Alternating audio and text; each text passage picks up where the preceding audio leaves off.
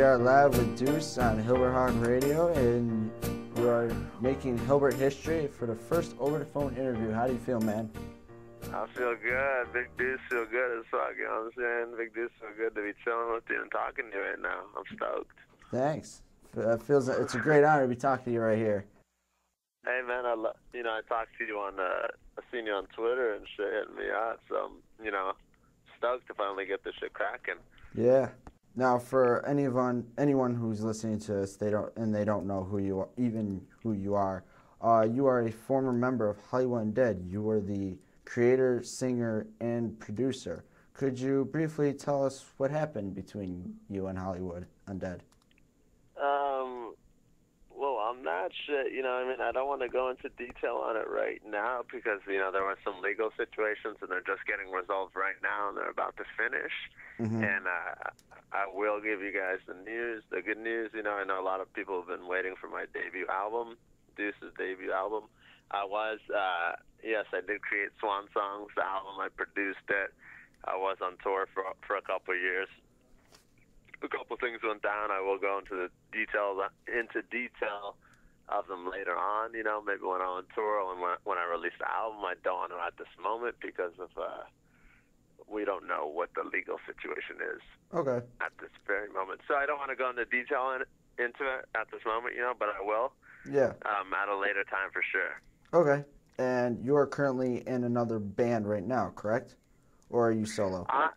I'm solo right now. I'm solo. I'm doing collabs with different people. I do have, I'm part of Nine Lives. It's not necessarily a band, but it's more of a movement. It's kind of like it's an LA thing.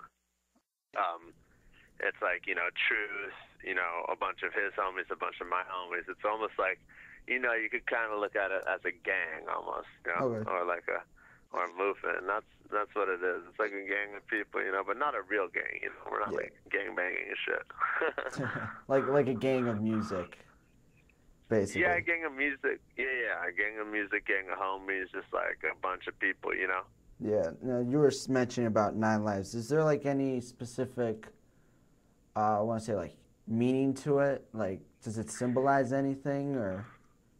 Not really, it just kind of symbolizes like, a movement, a takeover, like kind of like it's an aggressive movement where, our music is aggressive, our whole style, we think and we're similar, as people, so we kind of, Nine Lives is kind of like, I don't know, it could have some like, meaning like, it doesn't have any specific meaning, it's just a name, for this group of people that chills here, There is, on a separate note, I'd like to ask, what inspired you to become a musician? Because we know you did some music with HU and whatnot, but way before that, way before today, what inspired you to say, you know what, I'm gonna sing? I would say back in the day, like, I was singing and I was recording before HU.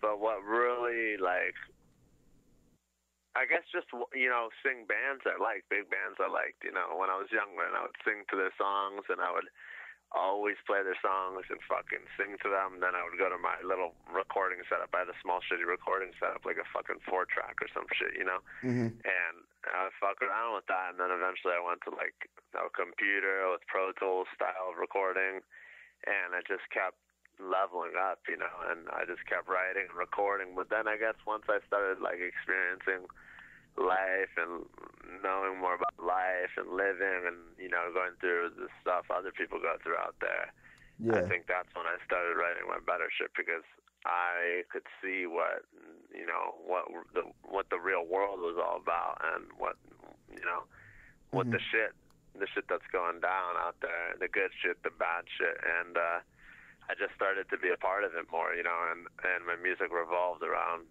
what was going on in life instead of it revolved around life more than just just creating random stuff, Yeah, so in a which way, is good sometimes too, but it was definitely revolving around real life shit more, and that had a bigger impact because it had more reality with people. Yeah, none of that pop crap, basically. Right, no, exactly. I mean, I'm down with some of the pop crap, you know. I'm down with Hmm. some of the melodies in the pop crap. I think some of the melodies in the pop crap are good, you know. Yeah.